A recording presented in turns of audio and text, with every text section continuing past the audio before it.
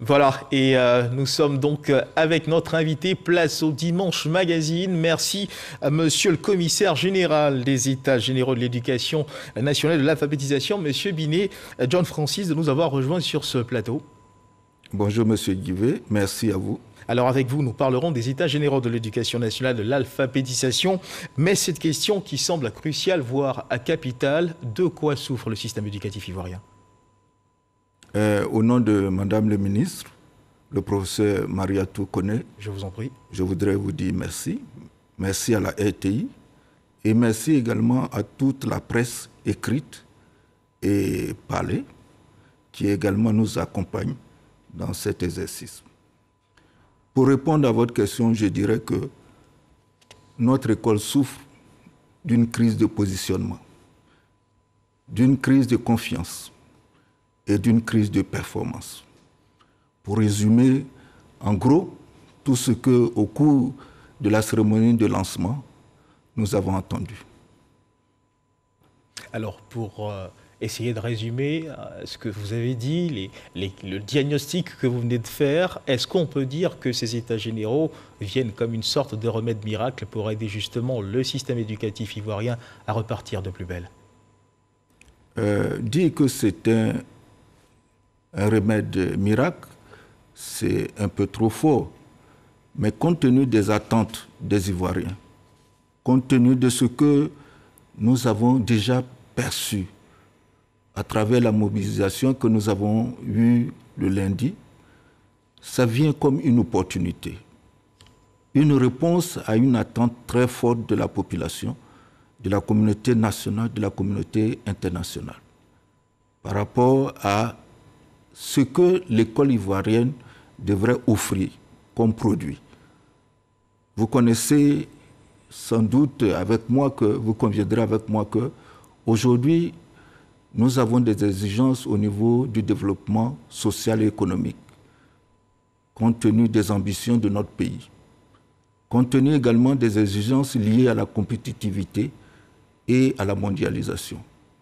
Aujourd'hui, l'école ivoirienne devrait pouvoir former des jeunes gens, offrir à notre nation un capital humain qui ne souffre de comparaison avec aucune autre nation qui soit de même niveau de développement que la Côte d'Ivoire. Et vous faites bien de le signifier, mais nous aimerions savoir si ces États généraux peuvent être considérés comme une forme de procès aux gouvernances passées, parce que si aujourd'hui on organise des États généraux, c'est bien parce que quelque part, quelque chose n'a pas marché.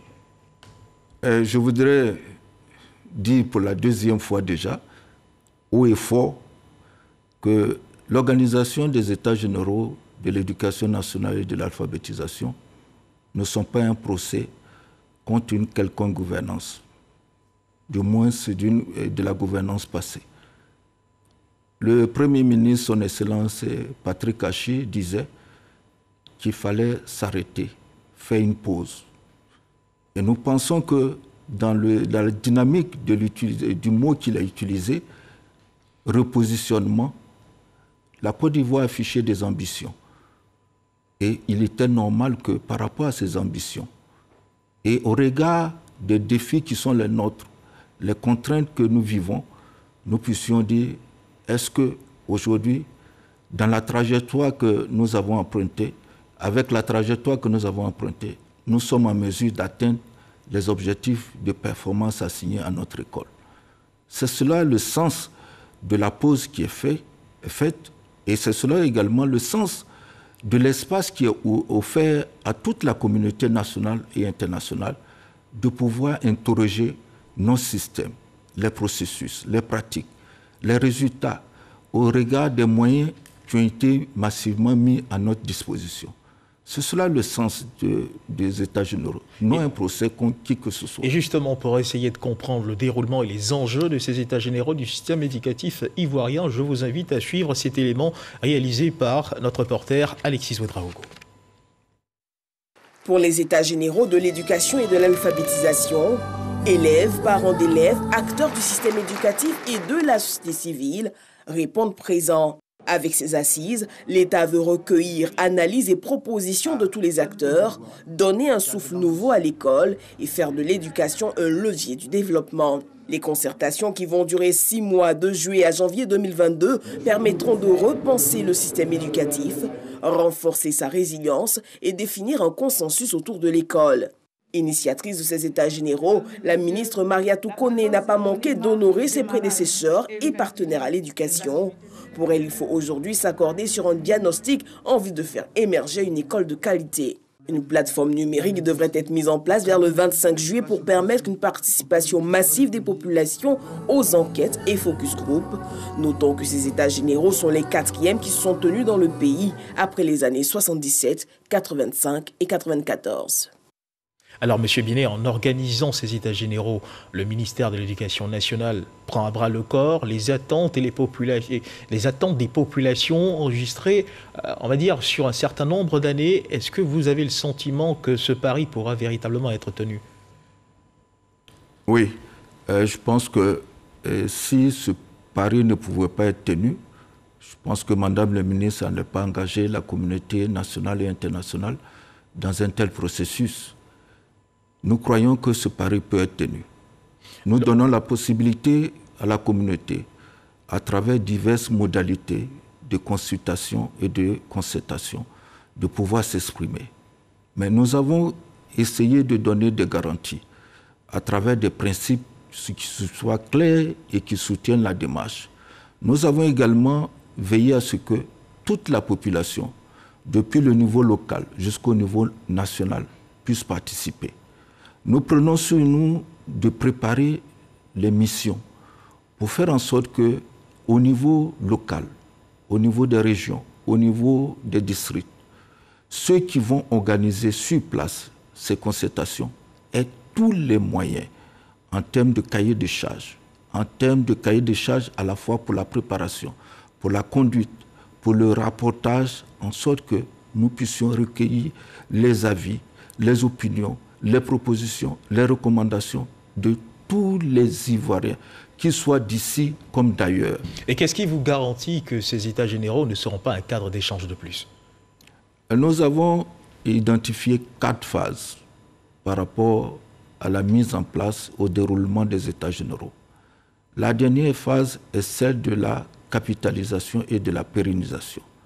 Nous proposons que soit discuté et mis en place un mécanisme qui permettent le suivi de l'application de toutes les directives que le président de la République, le président Alassane Ouattara, voudra bien donner pour que soient appliquées ces résolutions des États généraux. En français facile, ça veut dire quoi? En français facile, ça veut dire que nous mettons en place toutes les conditions pour que soient appliquées et soient suivies toutes les mesures qui viendront de ces États généraux. Alors, qui participe de façon effective à cet événement? Qui sont les acteurs qui sont en première ligne ou tous se sont logés à la même enseigne? Non. Les acteurs, évidemment, prendront part à ces assises qui seront déclinées en plusieurs modalités, mais il y a également les partenaires de l'école, les partenaires sociaux, il y a également les parents d'élèves, il y a également la jeunesse qui est concernée, qui nous lui donnons la possibilité de pouvoir s'inscrire, se connecter, s'inscrire pour participer au niveau de la plateforme numérique à tous les échanges, les focus group, les forats qu'il va avoir, les enquêtes qu'il va avoir, pour que nous sachions exactement qu'est-ce que cette jeunesse pense de cette école, qu'est-ce qu'elle souhaite pour son éducation, et permettre également que nous puissions prendre en compte les propositions qui seront faites. Il y a au-delà de tout ce que j'ai cité, il y a les religieux, les leaders d'opinion, le citoyen lambda qui va participer, qui veut bien participer et à qui on donne la possibilité de s'exprimer. Alors, des consultations, on l'a compris, qui vont intégrer toutes les couches sociales, mais de façon pratique, comment est-ce que ça va se passer? De façon pratique, comment ça va se passer? Nous avons des consultations qui vont se passer au niveau régional, dans 31 régions, qui seront organisées par les acteurs des régions, les acteurs politiques, les acteurs du système éducatif qui sont sur place et qui vont organiser ces concertations et qui vont appeler, inviter tous ceux qui représentent des entités précises, des entités sociales au niveau de ces régions et qui vont participer et discuter sur la base des thématiques que nous leur proposons. Ces thématiques, il y en a 7. Elles seront déclinées en sous-thèmes pour permettre aux uns et aux autres de pouvoir échanger et, si possible, épuiser ces thématiques et ces thèmes. Nous passerons ensuite au niveau des districts. Nous donnerons également la possibilité aux districts de pouvoir faire leur introspection et de pouvoir livrer des recommandations, proposer des mesures pour l'ajustement de notre système éducatif. Nous aurons également donnerons la possibilité à l'Ivoirien lambda qui n'a pas accès à ces salles, qui n'a pas accès à la plateforme numérique, de pouvoir, à travers des rencontres populaires, pouvoir s'exprimer. Nous allons encadrer ces rencontres. Nous allons leur permettre de répondre à des questions et de pouvoir livrer leurs impressions, donner leur avis et faire des propositions également. Et combien de temps est-ce que vous vous donnez pour la mise en œuvre de tout ce programme-là que vous venez de dérouler? Nous nous donnons 6 mois à partir du lancement, le 19 juillet. Et parce qu'en 6 mois, vous pensez que c'est possible? Oui, nous pensons que c'est possible. Nous avons simulé toutes les hypothèses au niveau du temps, de la planification, et nous sommes dit que se donner 6 mois, c'est peut-être, au-delà de 6 mois, c'est peut-être trop, mais 6 mois, nous pensons que c'est raisonnable. Nous nous sommes donnés dans les 6 mois de lancer la plateforme numérique, de préparer les missions de terrain, d'organiser les consultations selon le processus que je vous ai indiqué et de recueillir tous les avis, de faire le rapportage, de préparer les journées des États généraux que nous prévoyons pour le mois de janvier 2022. Et à quel type de conclusions pertinentes vous vous attendez rapidement pour terminer? Quel type de position pertinente? Par rapport aux 7 thèmes qui ont été énoncés, nous pensons que, si je prends l'exemple du premier thème, qui est celui de la finalité et du cadre légal, quelles sont les finalités? Est-ce qu'aujourd'hui, les finalités assignées à l'école correspondent à nos ambitions, correspondent aux attentes de la population, correspondent aux attentes de la nation? Il y a lieu d'interroger ces finalités et de proposer des finalités nouvelles qui tiennent compte également d'un certain nombre de circonstances, comme aujourd'hui, il y a des thématiques, il y a les effets de maladies comme la Covid qui sont venus et qui nous amènent à nous interroger par rapport à la résilience de nos systèmes.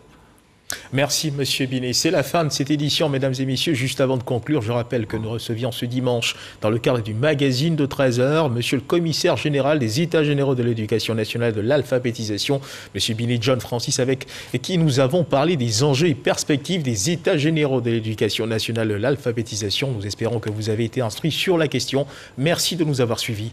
Dieu garde la Côte d'Ivoire.